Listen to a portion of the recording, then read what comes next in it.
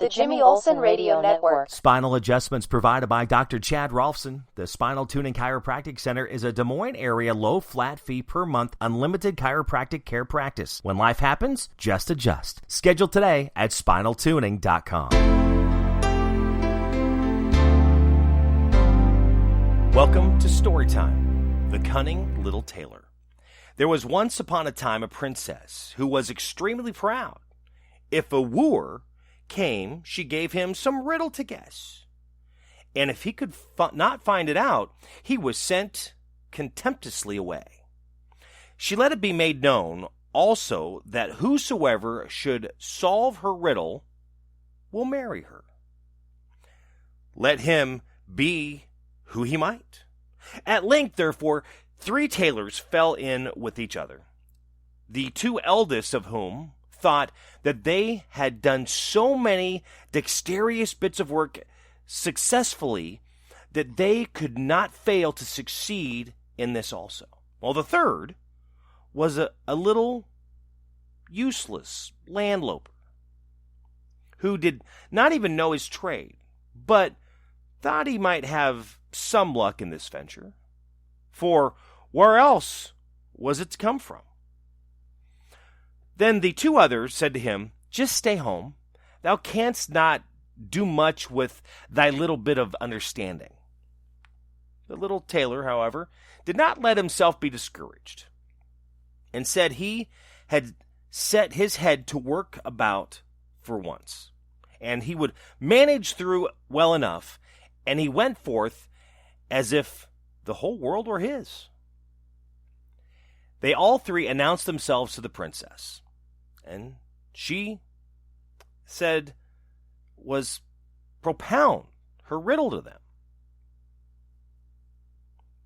and that the right person were now come, who had understandings so fine that they could not be threaded in a needle. Then said the princess, "I have 2 kinds of hair on my head. Of what color is it?" "If that be all," said the first, "it must be black and white, like the cloth which is salt, pepper, and salt." The princess said, "Wrongly guessed. Let the second answer." Then said the second, "If not black and white, then brown and red, like my father's company coat." "Wrongly guessed again," said the princess. "Let the third give the answer, for I see very well he knows it for certain." Then the little tailor stepped boldly forth and said, "The princess has a silver and a golden hair on her head, and those are the 2 different colors." When the princess heard that, she turned pale and nearly fell down with terror, for the little tailor had guessed her riddle, and she firmly believed that no man on earth could discover it. When her courage returned, she says, "Thou hast not won me yet by that. There is still something else that thou must do. Below in the stable is a bear, with which thou shalt pass the night, and when I get up in the morning, if thou shalt or art still alive, thou shalt marry me." She expected, however, she should thus get rid of the tailor, for the bear had never yet left anyone alive who had fallen into his clutches. Now the little tailor did not let himself be frightened away, but was quite delighted, and said boldly, "Ventured is half won." Well, therefore, the evening came. Our little tailor was taken down to the bear. The bear was about to set a little fellow at once and give him a hearty welcome with his paws. "Softly, softly," said the little tailor. "I will soon make thee quiet." Then, quiet, composedly, and as if he had not any anxiety in the world, he took some nuts out of his pocket, cracked them, and ate the kernels. When the bear saw that, he was seized with a desire to have some nuts too. So the tailor fell in his pockets and reached him a handful. There were, however, not nuts, but pebbles. The bear put them in his mouth, but could not get nothing out of them. Let him bite as he would, eh? Then he, what a stupid blockhead I am, I cannot even crack a nut.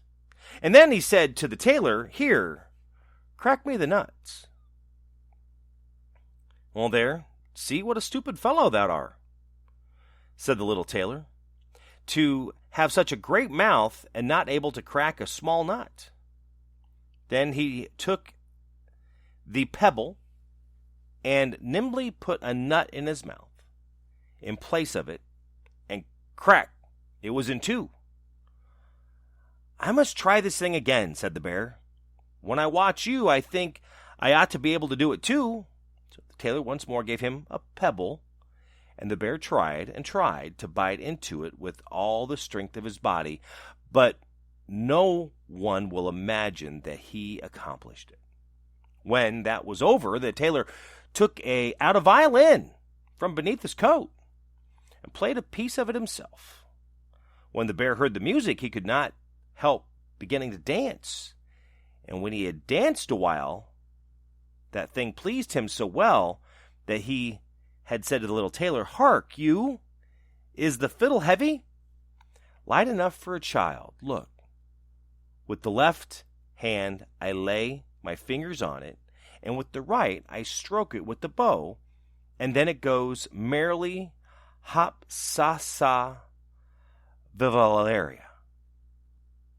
So, said the bear, fiddling is a thing I should like to understand too, that I might dance whenever I had a fancy.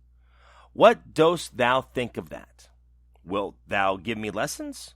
With all my heart, said the tailor, if thou hast a talent for it, but just let me see thy claws. They are terribly long, and I must cut thy nails a little. Then a vice was brought, and the bear put his claws in it, and the little tailor screwed it tight and said, now wait until I come with the scissors. And he let the bear growl as he liked, and lay down in the corner on a bundle of straw and fell asleep. When the princess heard the bear growling so fiercely during the night, she believed nothing else but that he was growling for joy and had made an end of the tailor. In the morning she arose careless and happy. But when she peeped into the stable, the tailor stood gaily before her, and was as healthy as a fish in water.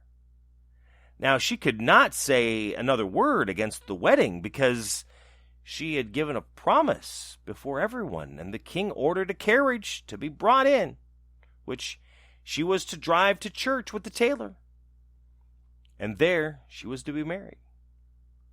Well, when they got into the carriage, the two other tailors, who had false hearts and envied him his good fortune, went to the stable and unscrewed the bear again.